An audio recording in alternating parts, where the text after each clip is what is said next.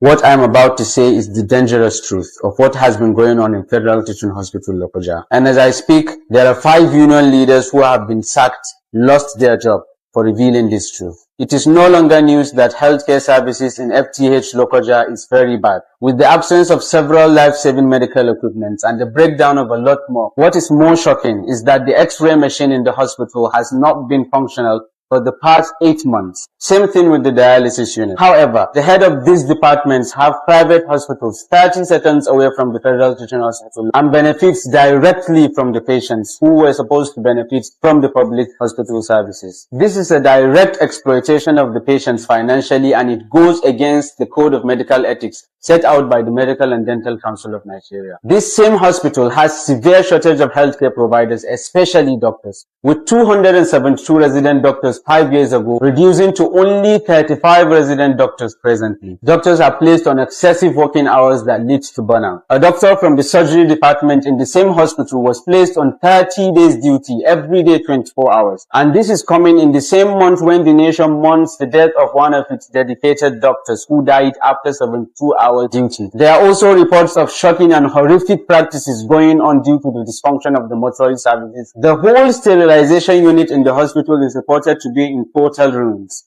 putting the lives of every patient that seeks to have any surgery in the hospital at risk of infections and death. With the severe shortage of doctors in the hospital posing a threat to both the lives of the doctors and the patients that they serve, the hospital management continues to victimize everyone that comes out to speak.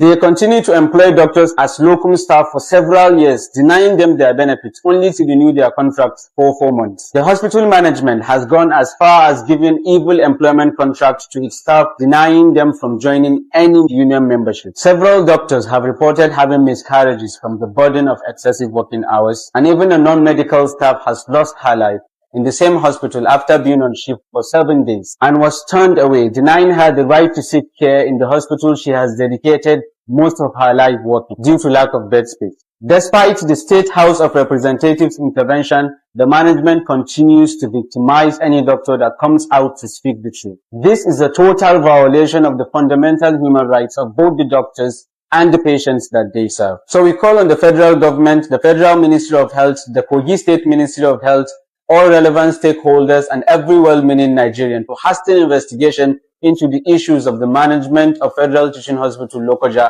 to ensure that doctors' rights are respected and patients' lives are protected. So guys, it's very obvious that this government, Nigerian government, have succeeded to structure Nigeria into a situation whereby it's either you talk and face the consequence, or you don't talk but be dying in silence. The consequence in the first instance is not just ordinary consequence. You are going to face real big time consequence whenever you speak against this government. That is what they succeeded in achieving, and they are doing quite well with it. I've seen some content creator, even myself, I've once asked myself that question and said, what happened to our media houses? They don't speak, they don't say things the way it should be, the way it happened. They don't talk them. At first, initially, I thought maybe they were all being bought. Apart from Arise Television and their crew, they are doing pretty well. They say it the way it is. Anybody will be saying, I don't fuck up, they go scatter that person table. That is the way it should be. You saw that some of their news, you go see them, they support Showore. But the recent one that Showore did, Rufai really come out and Oji. They said, no, it's not fair.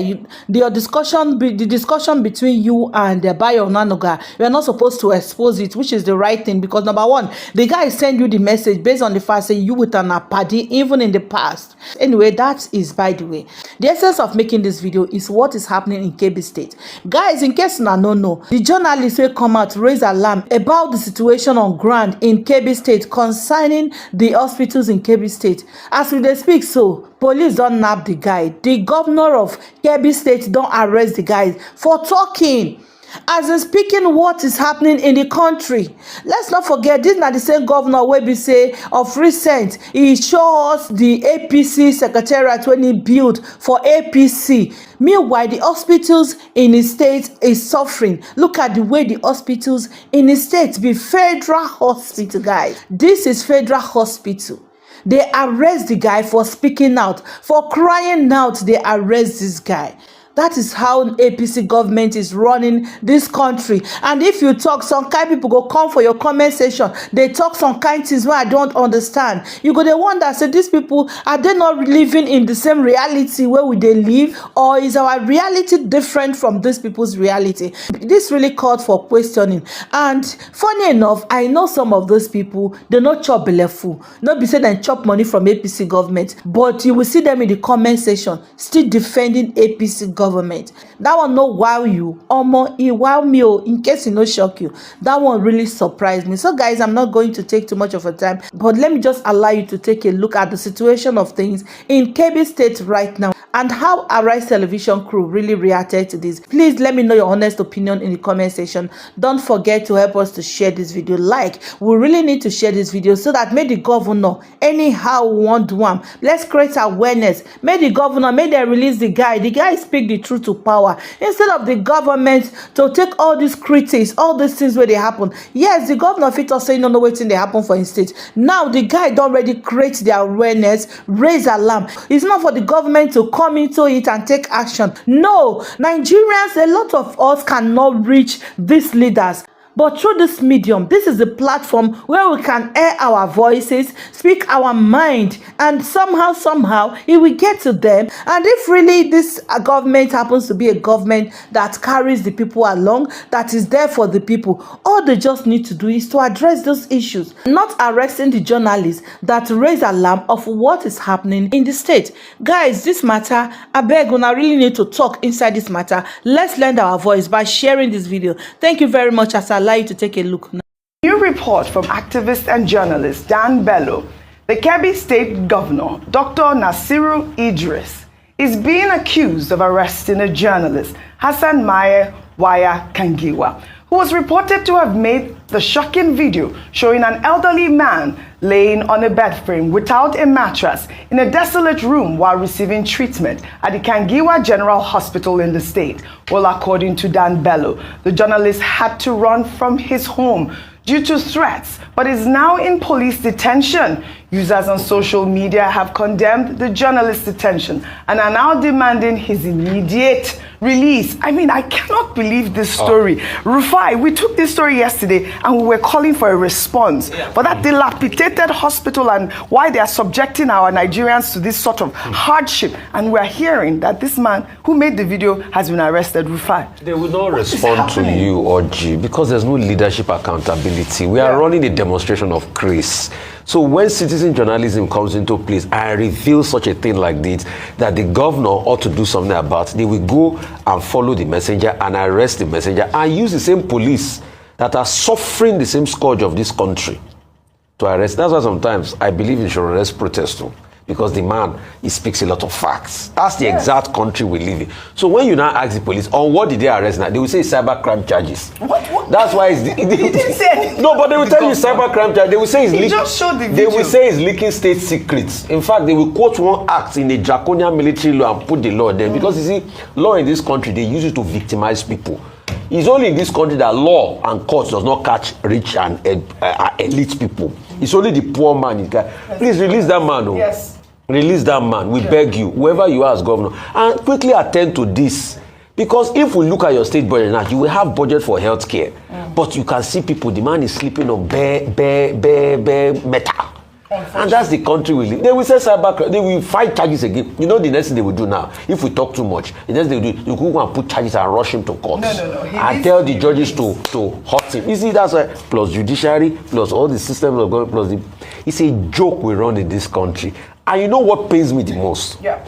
The same people that call the military bad, that they said they fought against the military, they are the ones in power today. They are doing way worse than what the military did. The governor was quite active with the teachers' union. You see life? You see life? They are doing way. You see life? They are doing way worse than what the military is. So I haven't seen him in the news lately, and I can't imagine that this is what is bringing him in the news. In fact, but we need a response. In fact, during the military, we had activist judges. People still believe in the judiciary. Yes. But today, the same people that the activist judges favor them, we scrutinize and want. All right. The time is going. I'm looking for the journalist. His name is Hassan. We need a report from the Kebbi State government house, the spokesperson for the governor, because this is what Dan Bello, Hassan Kangiwa, were demanding a report from the Kebbi State Government House on why he is being detained.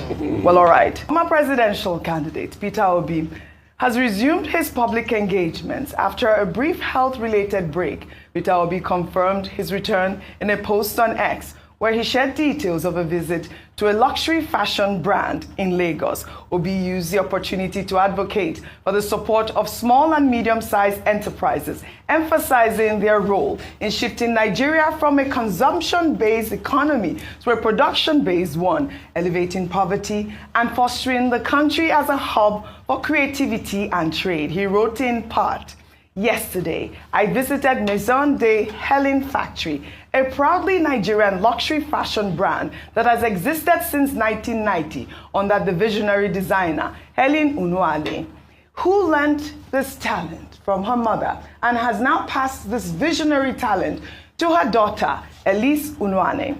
Studies have consistently shown that SMEs are the backbone of any economy, especially for developing nations. Globally, the textile and apparel industry is valued at $1.7 trillion and employs over 300 million people. Nigeria is yet to fully tap into this. MDH provides direct and indirect employment of over 50 young Nigerians and can do more with more investment and support." I loved that tweet. Well, Peter Obi also talked about how, in countries like Bangladesh, textiles account for over 70% of exports, which is about $50 billion. He said that amount is more than what Nigeria earns from oil, emphasizing how textiles can drive growth, create jobs, and power exports in an economy. Absolutely. I really, really love that. And I wanted to highlight this story because, we have to encourage the textile industry. Yes. Made in Nigeria goods, made in Nigeria fabric. And I am actually wearing one. I'm wearing Clan.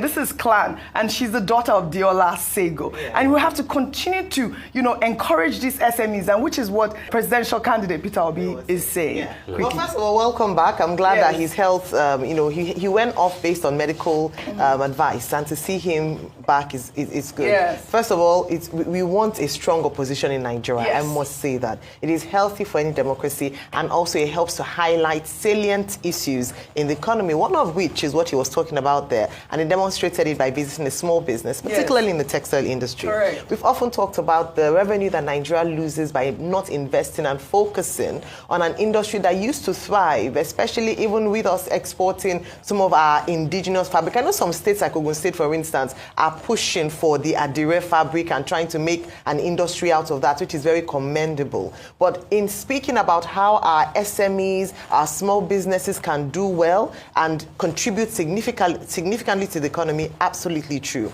Recall that this administration in itself has been hammering on non-oil revenue from non-oil sector, so that we are able to diversify our income sources. Yes. This is absolutely correct. What happens when you invest in small and medium-scale enterprises? Number one is that you create jobs. Mm-hmm. He talked about Elsie employing about 50 people in her staff, and imagine if she were able to scale up, able to attract investor by an environment, a business environment that supports businesses. This administration under Dr. Jumoke Oduwole has tried to engage with SMEs a lot. But I think it is important to understand that there are still a lot of barriers to small businesses thriving in Nigeria, whether it be the exchange rate, whether it be access to infrastructure, power, electricity. They have to fend for themselves, making their prices high and not being able to compete favorably with their counterparts around the world. So it's just drawing back to the important role that they play in society, and to ensure that the government is able to harness this potential that has been underutilized. Only 30 seconds, please. I think the main story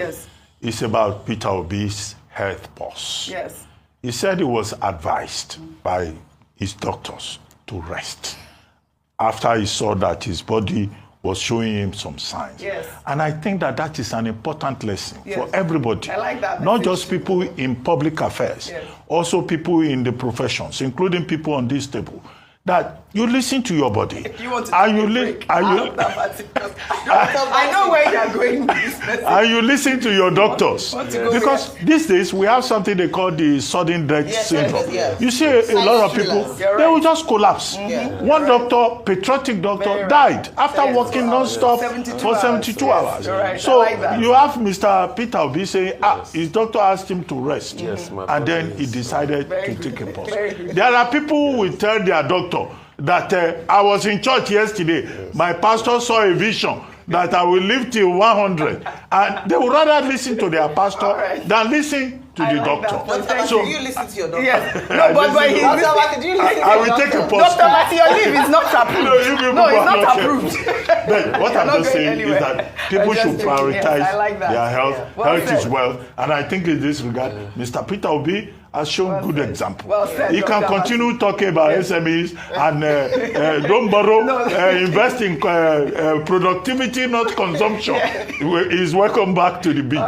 But health first. I like that. Health first. And of course, the SMEs. We have to continue to encourage Nigeria first policy. I like that policy as well.